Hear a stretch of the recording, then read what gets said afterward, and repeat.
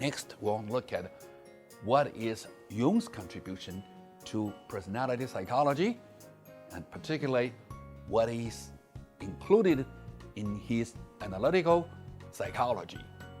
Jung believes that the deepest level of unconscious mind is shared by all humans due to common ancestry. The unconscious mind is the storehouse of human instincts, memories, and urges of the entire human species. And this is evidenced by archaeology, anthropology, and cultural studies that there are universal concepts of soul, spirit, God, power, etc. among different cultures and across different generations.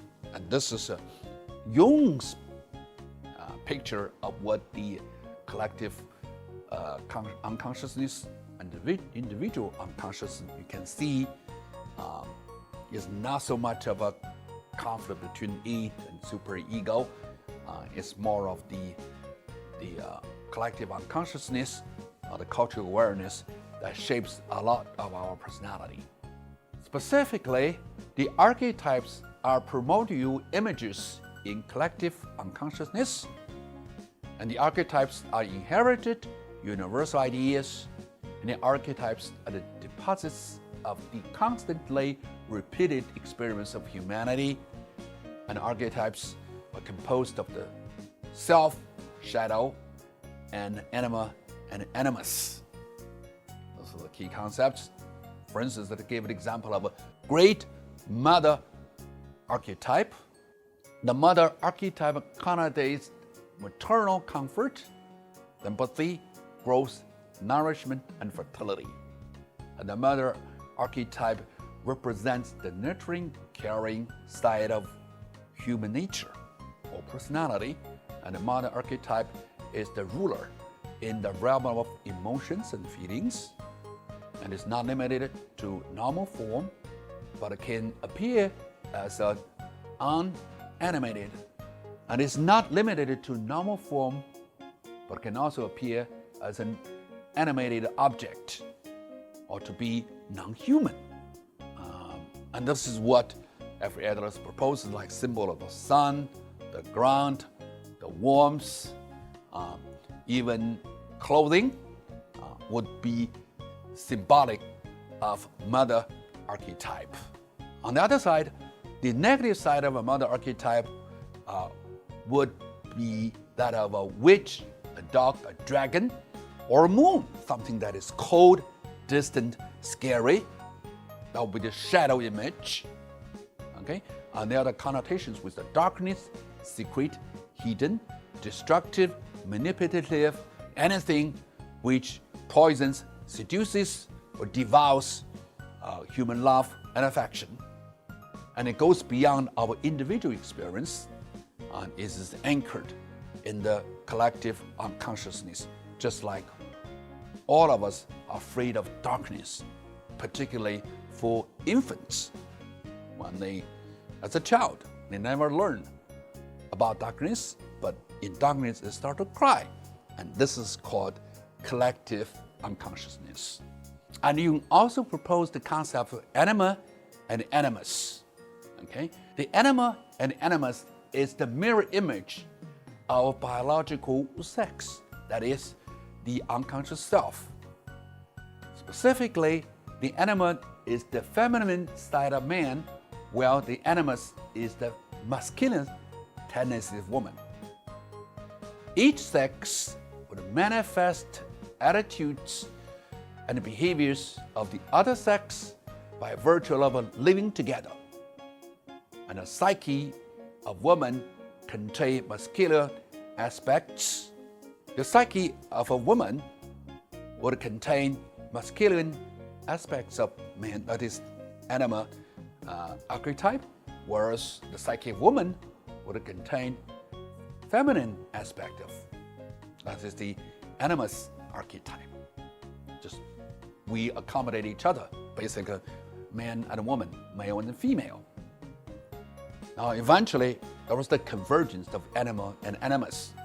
Jung argues that These are archetypes and the products of the collective experience of man and woman living together. In a modern civilization, however, men are discouraged from living their feminine side, whereas women are discouraged from expressing their masculine tendencies.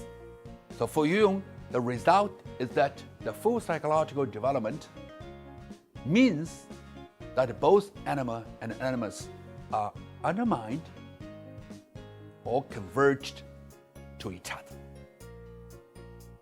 You may be confused so far. Well, I may tell you, if you don't understand, you will know. Marriage is a process of accommodating anima and animus for the couple. That means if a man marries a woman, he has to learn to think, feel, act like a woman to please his wife. Whereas a woman gets married, he has to learn to feel, think, and act like a man. And they have to become unisex. They have to converge to each other, the anima and animus. So they no longer contradict each other, they complement each other. And that's truly wisdom. And I like this, because this is a meeting I attend, and they call me a soulmate. And when you become a soulmate, you really have to let your animus side fully fulfilled. So actually, we talk about human growth as a process of converging your feminine and masculine, and the human growth is about a process of converging your feminine and masculine tendencies for living peacefully together. Okay, apart from this, Carl Jung also developed what is called a psychological type series, and this has a direct influence on the early development of personality theory. According to Jung, a person has 3 dimensions. Okay, there is introversion versus extroversion, there is thinking versus feeling, there is sensation versus intuition. Okay, so this get dichotomized your aspects of reasoning, feeling. Okay, well, actually, Carl Jung's type theory comes from his own interaction with his parents. He would think of his mother as being passionate, cheerful, pushy, and as his father as being serious, repressed, quiet, and forbearing. And they are entirely 2 different personalities, and they have to accommodate each other in order to keep the family function well. And this process would allow Carl Jung to see people in different types. Would have a thinking, feeling, intuition, and a sensation, and then you would look at how people could be classified on these dimensions. For instance, an introvert attitude is motivated from within and is directed by inner need, whereas an extroverted attitude is motivated from the outside and directed by external reality. And look at the rational and irrational functions. Thinking means judged by relying on logic and reasoning. Feeling means judged by relying on feelings. And sensation means judged by attending to details. And intuition is judged by unspeakable thinking or reasoning. And you look at the rational functioning, feeling and thinking, make judgments and decision accordingly, whereas the irrational functions, sensation and intuition, is providing information to make judgments. And the Jung's type theory was later developed by other people.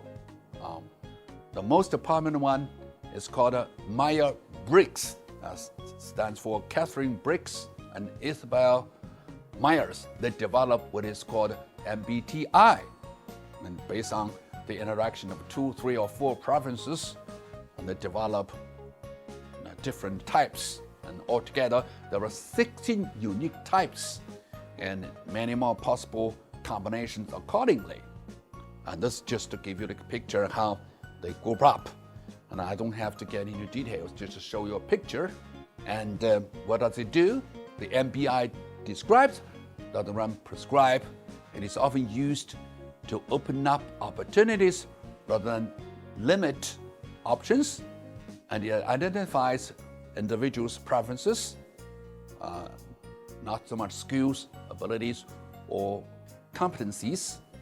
And it claims that all preferences are equally important, valuable, and necessary, and it maintains all preferences can be used by each person.